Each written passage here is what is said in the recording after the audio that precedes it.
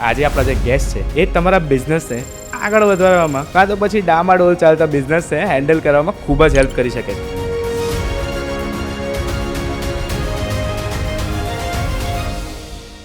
મારું નામ છે પ્રેક્ષા પંડ્યા અને હું એક business growth coach and consultant છું.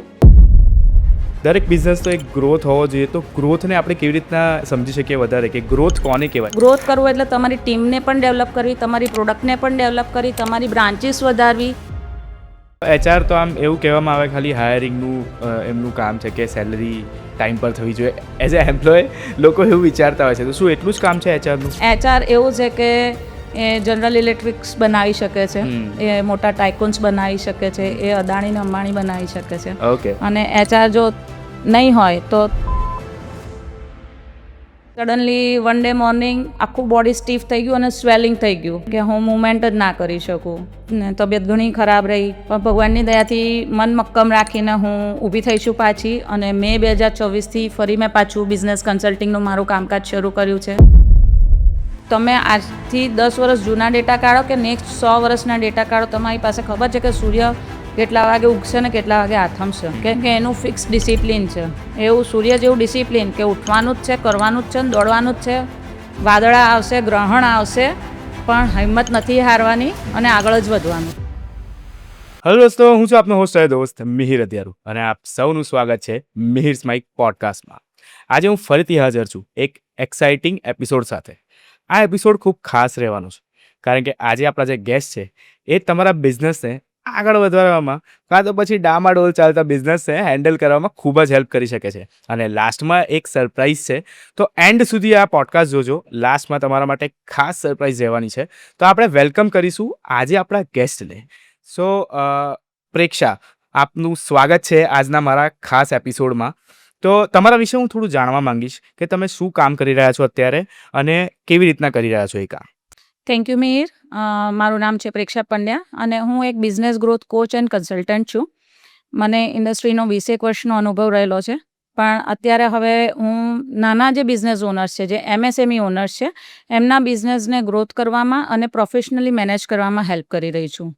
ઓકે. સો બેઝિકલી આ કેવી રીતના આપણે સમજી શકાય કે સ્મોલ સ્કેલ બિઝનેસ છે એ લોકોને તમે કેવી રીતના હેલ્પ કરી શકો એમના બિઝનેસમાં? જી, તો જે સ્મોલ સ્કેલ કે MSME બિઝનેસીસ છે એમાં જેમ કે મોટી કંપનીઝ હોય તો એમની પાસે અલગ અલગ ડિપાર્ટમેન્ટ્સ હોય છે અને બહુ વ્યવસ્થિત સિસ્ટમ્સ હોય છે, એટલે એમનો ગ્રોથ બહુ સારી રીતે થાય છે. પણ જે બિઝનેસ નાના છે એમાં એક નાનકડા કામ માટે આખા ડિપાર્ટમેન્ટ્સ નથી હોતા, એટલે નોર્મલી 1 કે 2 જ વ્યક્તિ હોય કે 5-7 એમ્પ્લોઈઝ જ હોય અને ઓનર પોતે હોય, બિઝનેસ ઓનર પોતે હોય, એ લોકો જ કામ કરતા હોય છે.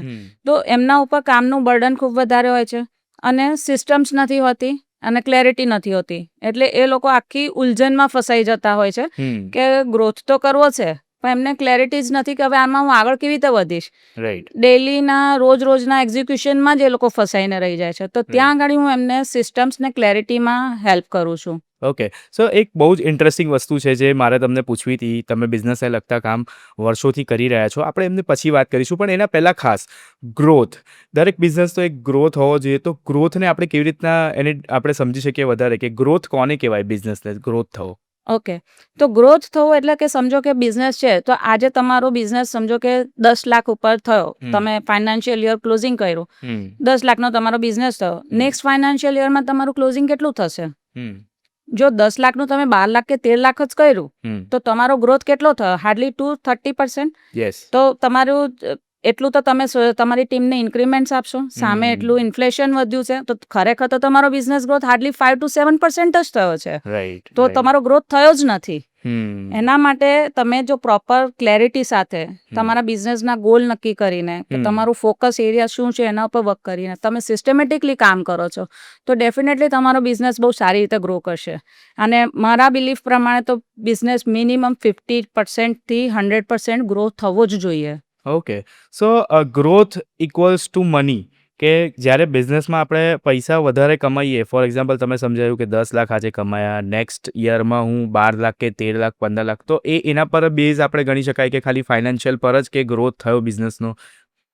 જી ના, એવું નથી. પણ કોઈ બી બિઝનેસ છે કે કોઈ પણ ધંધો છે ફાઇનલી તો પૈસા માટે જ છે. કરેક્ટ. તો ફાઇનાન્સીસ તમારી સ્ટ્રોંગ હશે તો જ તમે આગળ કરી શકશો. એટલા માટે સૌથી વધારે ઇમ્પોર્ટન્સ ફાઇનાન્સ ઉપર જતું હોય છે કે તમારું રેવન્યુ કેટલું વધ્યું છે, રેવન્યુની સાથે તમારી ઇન્કમ કેટલી વધી છે. કરેક્ટ. અને જો ઇન્કમ વધે છે તો એ ઇન્કમને તમે ફરી પાછી ઇન્વેસ્ટ કરી શકો છો, જેનાથી તમારો બિઝનેસનો ગ્રોથ થાય છે. તો એક આખું એનું સર્કલ છે. અને ગ્રોથ કરવું એટલે તમારી ટીમને પણ ડેવલપ કરવી, તમારી પ્રોડક્ટને પણ ડેવલપ કરવી, તમારી બ્રાન્ચીસ વધારવી, ઘણો બધો વિશાળ સ્કોપ છે. રાઈટ. સો આપણે વાત કરી એના પછી મને એવું ખબર પડી કે તમે 20 યર્સનો એક્સપિરિયન્સ છે તમારો આ સેમ ફિલ્ડમાં. તો હું થોડા એક્સપિરિયન્સ તમારો જાણવા માંગીશ. તમે કેવી રીતના વર્ક કર્યું, ક્યાં વર્ક કર્યું છે આ 20 યર્સમાં? ઓકે. સો પહેલાં તો હું જોબ કરતી હતી અને જોબમાં હું કંપનીના ડિરેક્ટર્સને એમ જ પૂછતી હતી કે what are your bottleneck issues that you want to solve. કેટલો સમય છે તમારી પાસે, તમે મને કહો હું તમને સોલ્વ કરીને આપીશ. તો દરેક ઇન્ડસ્ટ્રીને અલગ અલગ કલ્ચર હોય છે અને અલગ ઇશ્યુઝ હોય છે. તો એના ઉપર સ્ટ્રેટેજિકલી તમારે વર્ક કરવાનું હોય છે. અને એના પાછળના મુખ્ય 4 પાયા હોય છે. The one is the your finances, કે તમારી ઇન્કમ બી કેટલી છે અને તમે કેટલું ઇન્વેસ્ટ કરી શકશો. એના ફાઇનાન્સ વગર તો બિઝનેસ થવાનો નથી. એ છે. બીજું છે ઓપરેશન્સ, કે જ્યાં આગળ તમારી ટોટલ આખી પ્રોડક્ટ, તમારી જે બી સર્વિસીસ છે એ આવશે. ત્રીજી આવશે તમારી સેલ્સ એન્ડ માર્કેટિંગ. માર્કેટિંગ થશે, લીડ જનરેટ થશે, સેલ્સ ક્લોઝ થશે તો ઇન્કમ આવશે. અને ચોથું છે પીપલ, કે જ્યાં તમારા માણસો તમારા એના માટે કામ કરવાના છે. તો આ 4 બેલેન્સ છે, એના 4 મુખ્ય પાયા છે જેના ઉપર કોઈ પણ ઓર્ગેનાઇઝેશન વર્ક કરતું હોય છે. એ નાનું બિઝનેસ હોય કે મોટું બિઝનેસ હોય, એ આના જ ઉપર કામ કરે છે. તો આ 4ના કન્સિડરેશનમાં અમે આગળ જે બી સ્ટ્રેટેજીની જરૂર છે એના ઉપર કામ કરીએ છીએ. ઓકે. સો તમે 20 યર્સ અલગ અલગ કંપની, અલગ અલગ બિઝનેસને જોયા છે. તો અત્યારે આપણે ગુજરાતની વાત કરીએ ને તો ગુજરાતના કહેવાય છે ને ગુજરાતીના બ્લડમાં બિઝનેસ હોય. તો ઘણા બધા લોકો એવા છે જે બિઝનેસ કરે છે, જોબ કરતા હોય, તેમનું પણ લાસ્ટ ગોલ એ જ હોય કે હું એક બિઝનેસ કરું. તો તમે ઘણા બધા બિઝનેસ એનાલાઇઝ કર્યા હશે, તમે ઘણા બધા બિઝનેસ ઓનર્સને મળ્યા હશો. તો હું એમાં એવું જાણવા માંગીશ કે ટોપ 5 એવી કઈ મિસ્ટેક સ્મોલ સ્કેલ બિઝનેસ કરતા હોય છે કે જેના લીધે એમનો બિઝનેસ જે છે એ સસ્ટેન નહીં થતો, કાં તો પછી એ ગ્રો નથી થઈ શકતો? જી. આમાં મુખ્ય સૌથી પહેલી મિસ્ટેક હું કોઈ પણ બિઝનેસ ઓનર કે સ્મોલ બિઝનેસ ઓનર જે કરે છે, બધું જ કામ એ પોતે જાતે કરે છે. ઓકે. એમને કોઈના ઉપર, કાં તો ટીમ ઉપર એટલો ટ્રસ્ટ નથી, કાં તો બધામાં એમને પોતાનું ઇન્વોલ્વમેન્ટ કરવું છે અને પછી એમાં ખૂબ એક્ઝોસ્ટ થઈ જાય છે. કોઈ પણ બિઝનેસ ઓનર હોય એનો શું કામ હોય કે બિઝનેસની ગ્રોથ સ્ટ્રેટેજી ઉપર કામ કરે અને એક્ઝિક્યુશન કરાવે નીચેની એની ટીમ પાસે. પણ ટીમને કેવી રીતે રાખે છે? ખાલી કરો તમે, બધું હું જ કરીશ, બધા નિર્ણયો હું જ લઈશ, બધામાં હું જ છું, મને પૂછ્યા વગર કાંઈ ન કરવું. સો સૌથી મોટામાં મોટી, સૌથી પહેલી જે મિસ્ટેક છે એ કે બધું જ પોતે કરે છે. આને આપણે કહીએ ને કે એક ટેકનિશિયનના ટ્રેપમાં ફસાઈ ગયા કે મારી આમાં એક્સપર્ટીઝ છે એટલે હું આ જ કરીશ. રાઈટ. બીજી એમની મિસ્ટેક આવે છે કે ટીમ છે અને ટીમને ખાલી કામ સોંપવામાં આવે છે કે આ કરો, પણ ટીમને જવાબદારી નથી સોંપવામાં આવતી કે આનું રિઝલ્ટ આ વસ્તુ જોઈએ છે. કરેક્ટ. એટલે ટીમ ખાલી કામ કરશે અને એનું રિઝલ્ટ નહીં આપી શકે. એમાં 2 મુખ્ય વસ્તુ હોય. એમ્પ્લોઈઝ ઘણા પ્રકારના હોય છે. The one is the doers, કે જે ખાલી કરીને મૂકી દેશે. મને અહીંથી અહીં મૂકવાનું કીધું, મેં મૂકી દીધું, ધેટ્સ ઓલ, મારી ડ્યુટી પૂરી થઈ ગઈ. પણ બીજા હશે કે જે અચીવર્સ છે, એને ખબર છે કે આ અહીંથી ઉચકીને અહીં મૂકવાનું પાછળનું કારણ શું છે, આ પ્રોપર નહીં મુકાયું તો શું થશે, એનાથી શું પ્રોફિટ થવાના છે, શું નુકસાન, લોસીસ જવાના છે. તો ટીમ પણ એવી રીતની હાયર નથી કરતા. આમ બીજી મોટામાં મોટી મિસ્ટેક્સ છે. ત્રીજી મિસ્ટેક કરે છે કે બિઝનેસ ઓનર કેમ કે બધું પોતે જ કરે છે તો એમને ગ્રોથ સ્ટ્રેટેજી ઉપર પોતે કામ નથી કરતા. એટલે એમને પોતાને નેક્સ્ટ 3 વર્ષમાં કે 5 વર્ષમાં કેટલો ગ્રોથ લેવો છે એની સ્ટ્રેટેજીની ક્લેરિટી જ નથી. એટલે રોજ જે આવે છે પડશે એવા દેવાશે, આના ઉપર કામ કરે છે. એને લઈને એમનો ગ્રોથ સ્ટેગ્નન્ટ થઈ જાય છે કે અટકી જાય છે. એના પછીની એક મિસ્ટેક થાય છે કે સિસ્ટમ્સ નથી. સમજો કે નાના બિઝનેસ ઓનર્સ છે તો 4-5 એમના ટીમ મેમ્બર્સ હશે, કે કોઈકના 50 સુધીના બી હશે, એમએસએમઈ મેન્યુફેક્ચરિંગ હશે તો 50 સુધીના બી એમ્પ્લોઈઝ હશે. તો કયો વ્યક્તિ શું કામ કરશે એની ક્લેરિટી નથી. એટલે દરેક વ્યક્તિ ગમે તે કામ કરતું હશે અને પછી તમે કોઈને પૂછો કે આ થઈ ગયું તો એ કહેશે મારે નહીં, પેલા રમેશને કરવાનું હતું. રમેશને કહેશો તો એ કહેતો હતો અમિત કરવાનો હતો અને પછી થયું જ નહીં હોય. તો આ પ્રકારની ભૂલ થતી હોય છે. અને એના પછીની છેલ્લી 5મી મિસ્ટેક કહું તો સમયની સાથેનો બદલાવ. અત્યારે સમય ખૂબ બદલાઈ ગયો છે. નવી મેથડ્સ આવી ગઈ છે. માર્કેટિંગ પહેલાં હતું એના કરતાં અત્યારે ખૂબ બદલાઈ ગયું છે. કામ કરવાની પદ્ધતિ બદલાઈ ગઈ છે અને હવે તો જેન ઝી ને જેલ આલ્ફા આવવાની છે તમારી ટીમમાં કામ કરવા માટે. તો ત્યાં એમની સાથે કેવી રીતે કામ લેવું. આજે હું મેજોરિટી HR પીપલની સાથે વાત કરું તો એમ કે મેડમ જેન ઝીની સાથે તો બહુ પ્રોબ્લેમ છે.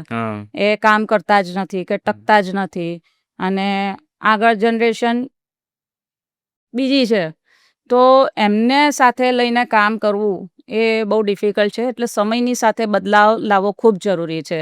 એટલે નવી બિઝનેસ ઓનરે પોતે પણ એમની નવી મેથડ્સને શીખવી પડશે, સમજવી પડશે ને એના ઉપર આગળ કામ કરવું પડશે. ઓકે. સો જનરલી એવું આપણે કોઈને પૂછીએ ને કે કોઈ જોબ લેફ્ટ કરતું હોય કોઈ એમ્પ્લોય, ત્યારે જોબ કલ્ચર અને જોબની જગ્યાનું જે એટમોસ્ફિયર ઓફિસનું હોય એને વધારે કારણો લોકોનું એવું કેવું છે કે એ એટમોસ્ફિયર બરાબર નહોતું એટલે મેં જોબ લેફ્ટ કરી દીધી કે જોબ કલ્ચર. તો એ શું હોઈ શકે અને એને કેવી રીતના સુધારી શકાય? ઓકે. તો દરેક જગ્યાનું એક પોતાનું કલ્ચર હોય છે. તમે કોઈ પણ વિદેશના કોઈ પણ દેશને જુઓ તો ત્યાં તમે કલ્ચર જો કોઈ દિવસ કોઈ વ્યક્તિ કચરો સાઈડમાં નહીં નાખે રોડ ઉપર, પ્લાસ્ટિક બેગ્સ કે કશું. એ જ વ્યક્તિ ભારત દેશમાં આવીને નાખે છે. સો કલ્ચર છે. એ દેશનું કલ્ચર છે તો તમે ત્યાં એ જ વસ્તુ તમે એડેપ્ટ કરી લો છો. આ દેશના કલ્ચરમાં તમે જો છો 4 જણા નાખે છે તો હું બી નાખીશ. પણ આપણી વચ્ચે એ નથી કે ના 4 જણાએ નાખ્યું ખોટું કર્યું તો હું ખોટું ના કરું, હું એને સુધારી લઉં. So this is what about the culture. આવી જ રીતે દરેક કંપનીમાં દરેક વર્કપ્લેસમાં એક અલગ પ્રકારનું કલ્ચર હોય છે. કોઈક જગ્યાએ કલ્ચર હોય છે હાઈલી પ્રોડક્ટિવ કલ્ચર હોય છે, હાઈલી કોન્ફિડેન્શિયલ કલ્ચર હોય છે. કોઈક જગ્યાએ હોય છે ઇસકી ટોપી ઉસકે સર. આ મારું કામ નથી, આ બીજાનું કામ છે. અમે એને ABCD કહીએ: avoid, bypass, carry forward and D for delete from your mind કે આ થવાનું છે. સો આ રીતનું અલગ અલગ કલ્ચર હોય છે અને જ્યાં આવા કલ્ચર હોય તો ત્યાં આગળ જે પ્રોડક્ટિવ કે અચીવર કાઇન્ડ ઓફ એમ્પ્લોઈઝ જે મેં કયા એમને ત્યાં કામ કરવાનું નહીં ગમે. અત્યારે સ્પેસિફિકલી જેનઝીની વાત કરું તો એમને ક્લિયર પાથ જોઈએ છે. મારો કરિયર ગ્રોથ કેટલો છે, હું અહીંયા આગળ શું નવું લર્ન કરીશ, કેટલા સમયમાં લર્ન કરીશ ને પછી આગળ મારું ડેઝિગ્નેશન કઈ આવશે, આગળ મને નવી જવાબદારીઓ કઈ આવશે, આગળ મને સેલરી હાઇક કેટલો મળવાનો છે. પણ ઓર્ગેનાઇઝેશન્સ એમને આખું એમનો પાથ આપતા જ નથી. એટલે ટૂંક સમયમાં એ લોકો ફ્રસ્ટ્રેટ થઈ જાય છે અને કહે છે કે અહીંનું કલ્ચર નથી બરાબર. સેકન્ડ, જે મેનેજર છે એ મિનેલિયન્સ છે કે એનાથી આગળની એજના છે તો એ લોકોને એવું ખબર જ નથી કે જેનઝી સાથે મારે કેવી રીતે ડીલ કરવાનું છે, કે મારે એને આ પાથ બતાવી દેવાનો છે તો એને સેટિસ્ફેક્શન રહેશે તો એ 2 વર્ષ 4 વર્ષ ટકશે તમારી સાથે. પણ આપવામાં નથી આવતું એટલે પછી એ લોકો છોડીને જતા રહે છે. આવી રીતે દરેક ઓર્ગેનાઇઝેશનમાં એમ્પ્લોયનું ટકવું ના ટકવું, એટ્રિશન હાઈ હોવા, એ બધા અલગ અલગ કારણોથી હોય છે. એના ઉપર અમે કામ કરીએ છીએ. ઓકે.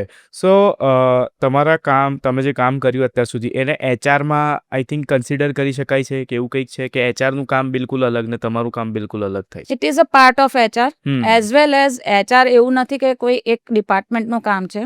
દરેક ડિપાર્ટમેન્ટના મેનેજર્સ કે HOD ને HR આવડવું જ જોઈએ. કેમ કે HR doesn't mean human resources only, it is human relations. જ્યારે તમે મેનેજર છો પ્રોડક્શનના કે ઓપરેશન્સના કે માર્કેટિંગના, ટીમ તો તમે જ હેન્ડલ કરશો ને. HR મેનેજર તો નથી તમારી ટીમ હેન્ડલ કરવાનો. તમે કેવું વર્તન કરો છો તમારી ટીમ સાથે એ તમારા જ ઉપર ડિપેન્ડન્ટ રહેશે. એટલે HR એવું નથી કે ખાલી એક ડિપાર્ટમેન્ટ છે. HR એક ફિલોસોફી છે અને એ ફિલોસોફી દરેક એમ્પ્લોયીએ, દરેક HODએ, જેટલા બી ટીમ લીડર છે એ લોકોએ પોતાનામાં ઇવોલ્વ કરવી જોઈએ. ઓકે. સો HR તો આમ એવું કહેવામાં આવે ખાલી હાયરિંગનું એમનું કામ છે કે સેલરી ટાઈમ પર થવી જોઈએ. એઝ અ એમ્પ્લોય લોકો એવું વિચારતા હોય છે. તો શું એટલું જ કામ છે HRનું? જી ના. HR એવું છે કે એ જનરલ ઇલેક્ટ્રિક્સ બનાવી શકે છે, એ મોટા ટાઇકોન્સ બનાવી શકે છે, એ અદાણીને અંબાણી બનાવી શકે છે. ઓકે. અને HR જો નહીં હોય તો તમારી કંપની ડૂબી બી જશે. કેમ કે HR છે કે જે સિસ્ટમ્સ ક્રિએટ કરે છે, HR છે જે બિઝનેસ સ્ટ્રેટેજી ઉપર કામ કરે છે. પણ મેજોરિટી નાની ઓર્ગેનાઇઝેશન્સમાં કેવું હોય કે એનું કામ બહુ એક નાનકડા લિમિટેડ સેગમેન્ટ પૂરતું રહી ગયું છે. જેમ કે રિક્રુટમેન્ટ એક પાર્ટ છે એમાંનો, એ જ સંપૂર્ણ HR નથી. ઓકે. પેરોલ એક નાનકડો પાર્ટ છે, સ્ટેચ્યુટરી કમ્પ્લાયન્સ એક નાનકડો પાર્ટ છે. પણ દરેક પાર્ટ મોટી કંપની હોય તો એ દરેક એના માટે એક માણસ અલગ હશે. પણ નાની કંપનીમાં એક જ વ્યક્તિ બધું જ કરતું હશે. તો આ રીતે એચઆરનો રોલ તો ઘણો વિશાળ છે. સમજો કે 3,000-5,000 એમ્પ્લોઈઝ છે તો બરાબર, ત્યાં આગળ એચઆરનો રોલ તમને રિયલમાં ખબર પડે છે કે કેવી રીતે સ્ટ્રેટેજી ઉપર કામ થાય છે, કેવી રીતે ગ્રોથ ઉપર કામ થાય છે, કેવી રીતના કંપનીના ગ્રોથના ગોલ્સ બને છે અને કેવી રીતે એના એક્ઝિક્યુશન્સ થાય છે, કેવી રીતના કલ્ચર ક્રિએટ થાય છે અને કેવી રીતના ઓર્ગેનાઇઝેશન આખું ડેવલપ થાય છે. ઓકે. સો આપણે જ્યારે મળ્યા ત્યારે હજુ એક ડિસ્કસ થઈ હતી. દરેક બિઝનેસની આપણે વાત કરીએ, દરેક બિઝનેસ ઓનરની આપણે વાત કરીએ, તો દરેક જે લોકો અત્યારે ફ્રીલેન્સ કહો કે જોબ કહો કે પોતાનો બિઝનેસ લઈને બેઠા છે, એની બધાની પાછળ એક સ્ટોરી હોય છે. અને એક ડિસ્કશનમાં તમારી સ્ટોરી વિશે મને જાણવા મળ્યું હતું અને આઈ થિંક મારા વ્યુઅર્સ માટે બહુ ખાસ રહેશે એ જાણવું અને ઘણા બધાને આઈ થિંક મોટિવેશન મળશે એ જાણ્યા પછી. તો હું તમારી એ સ્ટોરી વિશે જાણવા માંગીશ. તમે કેવી રીતના આ બિઝનેસ સ્ટાર્ટ કરવાનું વિચાર્યું, કેવી રીતના તમે આગળ કંપનીઝને હેલ્પ કરી? ઓકે. તો પોસ્ટ કોવિડ મીન્સ કોવિડના લોકડાઉનના ફેઝમાં જ અનફોર્ચ્યુનેટલી મારી જોબ છોડવી પડી હતી, કેમ કે હું આઉટ ઓફ બરોડા જોબ કરતી હતી ને ટ્રાન્સપોર્ટેશન ટોટલી બંધ હતું, એટલે હું જોબ મારે પરિસ્થિતિ એવી નિર્માણ થઈ હતી. એટલે પછી મને એમ થયું કે ચાલ હું મારું પોતાની હવે કન્સલ્ટિંગ જ કરું, કે હવે મને આટલો અનુભવ થઈ ગયો છે ને શરૂઆતમાં આપણે જે વાત કરી, ગુજરાતીના તો બ્લડમાં જ છે બિઝનેસ અને મારું 20 વર્ષનું આટલું બધું લર્નિંગ છે, તો હવે થોડું સોસાયટીને બી સમાજને બી પાછું આપવાની જરૂરત છે. એ પર્પઝથી મેં મારું કન્સલ્ટિંગ સ્ટાર્ટ કર્યું હતું અને ભગવાનની દયાથી ઘણું સારું બી ચાલી રહ્યું હતું.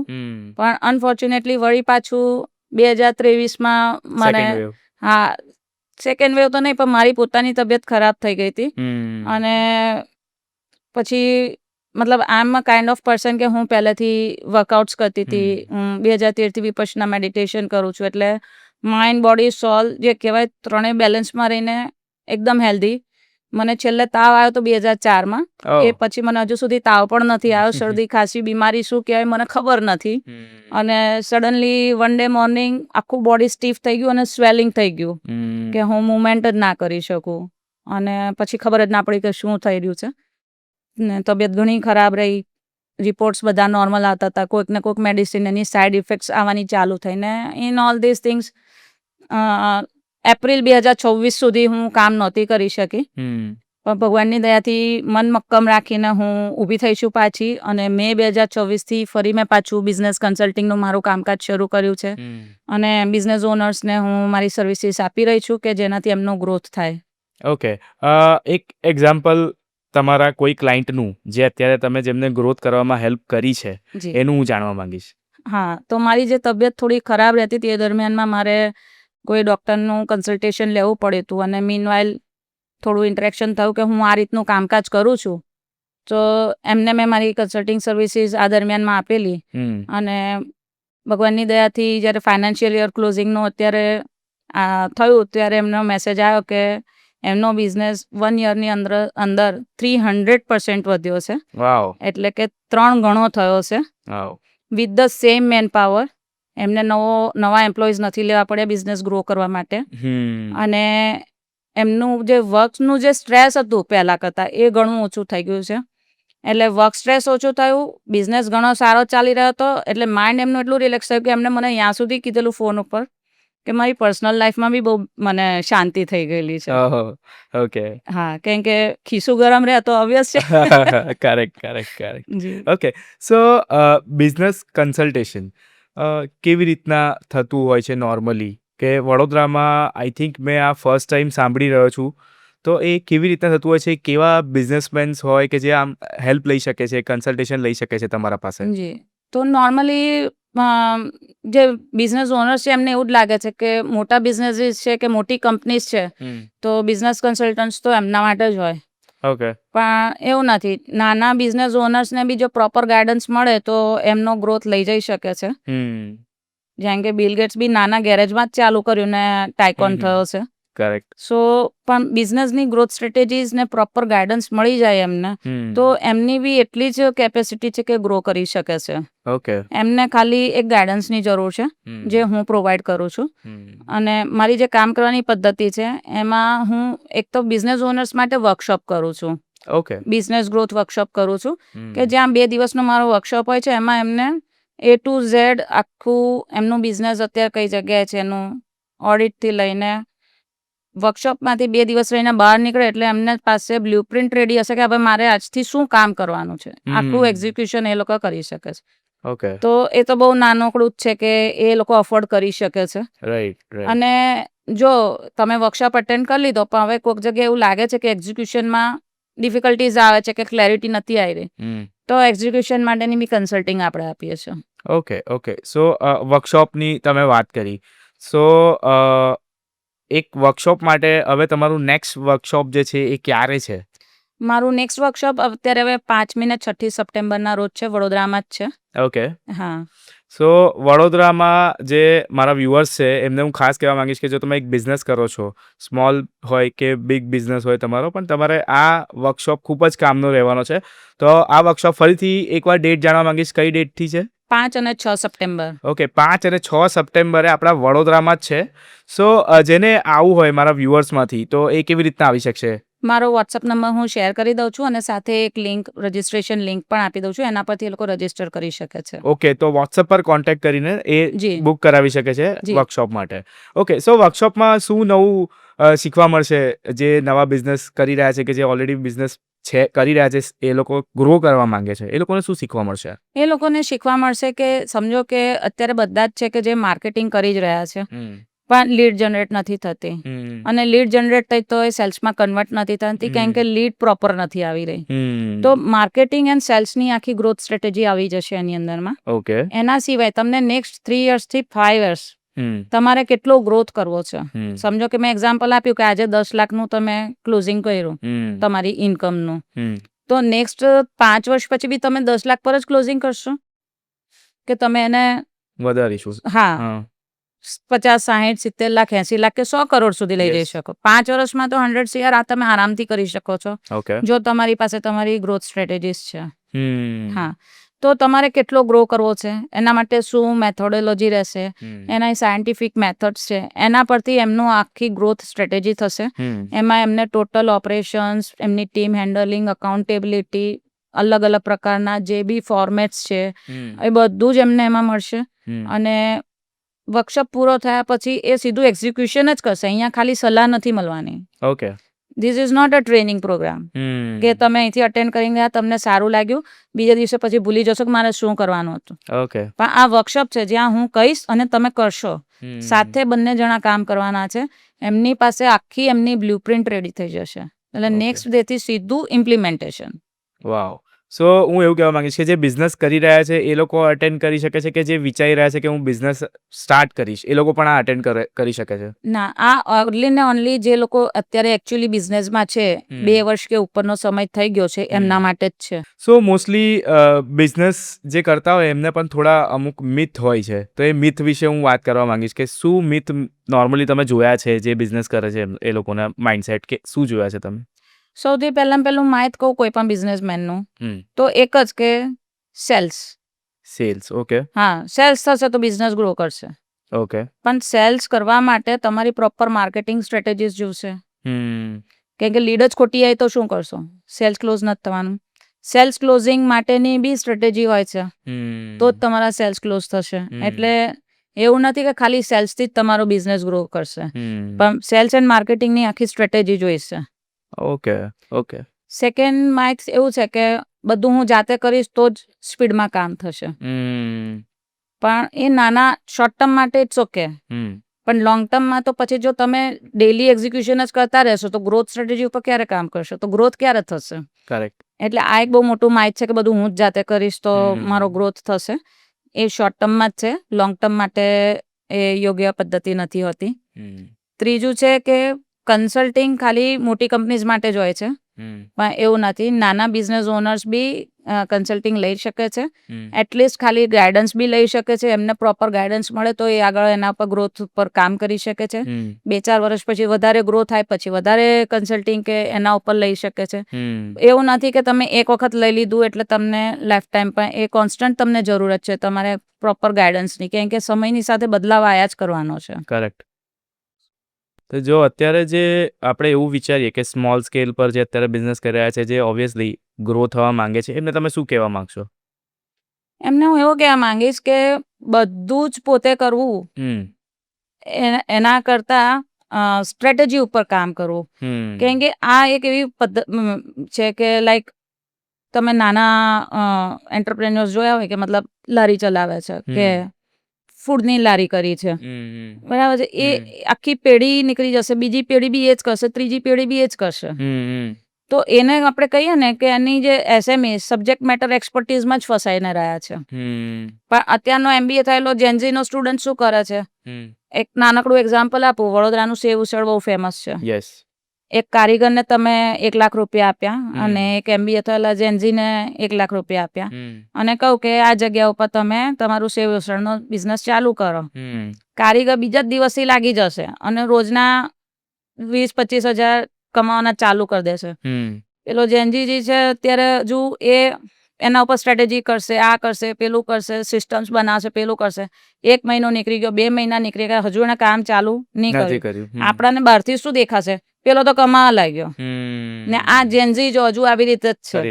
પણ 2 મહિના પછી એ માણસ એ જે જેનઝી છોકરો છે અત્યારનો, એ એક બીજા કારીગરને લઈ આવશે, એને પગાર પર રાખશે, એને કહેશે અહીંયા આપણે સેવસળ ચાલુ કરવાનું છે, એ ચાલુ કરશે.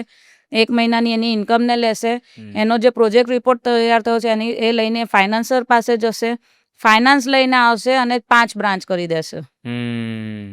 એને ગ્રોથની સ્ટ્રેટેજી ઉપર કામ કર્યું. હવે 5 બ્રાન્ચમાંથી એને રોજના 20-25 હજાર કમાવા મળે છે. આ વ્યક્તિને એક જ જગ્યાએથી 25,000 મળે છે. બરાબર. તો તમારે કયા ટ્રેપમાં જવું છે?